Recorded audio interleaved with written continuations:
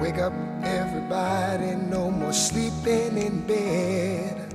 No more backward thinking, time for thinking ahead. The world has changed so very much from what it used to be. There's so much hatred. Hello, my name is Ryan Mack, and we're here with Darnell Canada, contributor for Living in the Village, the financial literacy book that focuses on individuals such as Darnell who have used fiscal responsibility to overcome adversity in their lives. How are you doing today, Darnell? I'm fine, Ryan. How you doing? I'm fine, and you have contributed to the book, and your piece was called Have You Ever Seen an Angel? And I just want to take the time to read a piece of the book here, a few excerpts, and kind of get your take on what they're all about so people can get a little bit more insight of who you are as an individual. The piece you read here says, in fact, at age 28, I gained a reputation as a drug dealer, a drug user, a stick-up kid, a thief, and muscle for hire. Most people looked at me as a street thug who was no good for himself or anybody else. What was going on in the earlier years of your life, and what sort of upbringing did you have up until that age of 28 when you talked about in this piece here? It's funny, Ryan. My mother and father was there, and they taught me right from wrong. They taught me to tell the truth. They taught me don't steal. But the streets didn't say that. The streets said, I grew up in Fort Greene, and the streets said you have to survive. So I was around a bunch of gangs, and you know, your mother working, your father working. They don't have time to be there with you. And the street people become your family. And we looked out for each other, and it was negatively the way we looked out for each other. And then you get this thing that the toughest survive, the most wicked survives. The guy who will stump somebody's head out and don't even blink an eye or worry about it survive. So the streets actually turned me that way. And at 28, you couldn't even read or write. Talk about that a little bit. I couldn't read or write. I was busy fronting. People would say things about what was in the newspapers and everything, and they would talk about it, and they say, look at this, and I grabbed the newspaper and act like I knew what was going on and didn't know nothing about what's going on. I listened to other people enough so I could elaborate on what they said about it, but I knew nothing about it. I became a good parakeet. And essentially, the next piece in the book, fast forward a little bit, you said, I remember the night I took the pills. It was late and everybody was locked in his cell. There was only one man to a cell. I took the pills and drank some water. I remember feeling drowsy, and then it seemed like I was falling into the ocean and being pulled down deeper and deeper. You were in prison at this point in time. What caused you to go to prison, and what were you thinking about essentially trying to commit suicide while in prison? I had just received 7.5 years in prison. I was in a prison called Downstate Correctional Facility, and every day I grabbed a couple pills and gathered up pills until I finally had something that I could take. Because my thing was 7.5 years. I can't do 7.5 years behind no bars. 7.5 years at that time seemed like a lifetime to me.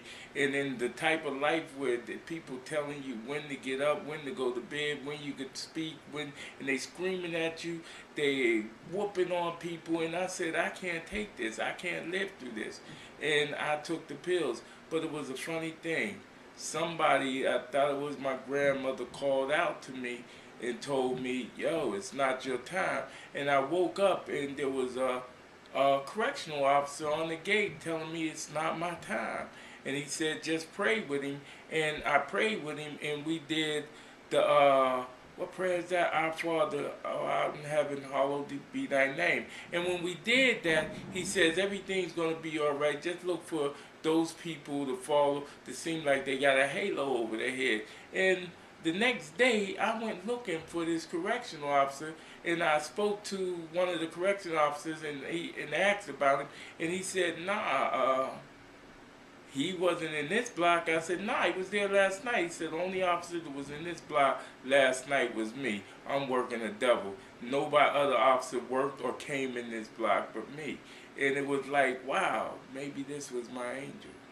And so you had to transition 7.5 years in prison. And I want to fast forward to another piece that I thought was phenomenal as I read.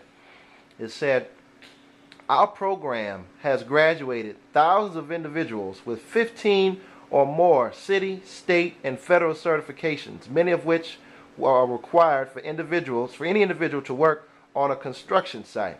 It goes on to say that we have placed over 1,000 people on job sites in the downtown Brooklyn as well as all around New York City.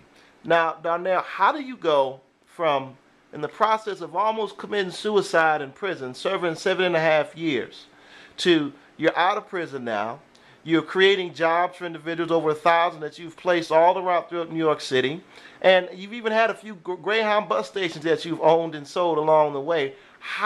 What sort of transformation did you have to go through to achieve these things and to help so many people? And what did fiscal responsibility have to do with your transitional process? It's like this, Ryan. When you go through these things and you get time, and I got 7.5 years as we talked about, and that time allowed me to look into myself, that time allowed me to educate myself, that time allowed me to make a plan and to follow through with that plan. That time gave me something, and it was called consistency. Once you have a direction that you're going in, basically you continue in that direction and you don't allow anybody to take you off that path. And then when I came out and I started doing the things that I was doing, I was still having problems with really getting our organization together. We was always behind in bills and everything, and that's because I didn't know how to manage money. But then there you go, Ryan. You came into our existence. You helped us out. You showed us how to manage money. You showed us how to manage money as an organization.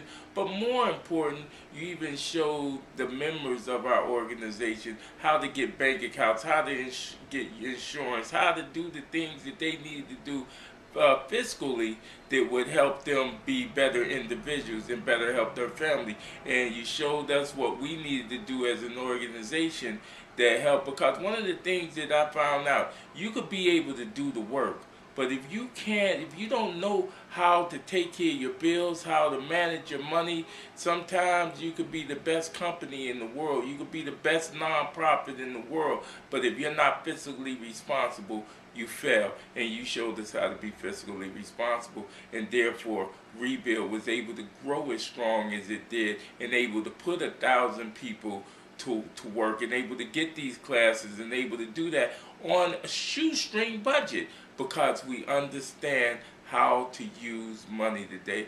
And that was basically because of you, Ryan, and what you taught us, and that's why I definitely wanted to be a contributor to this book.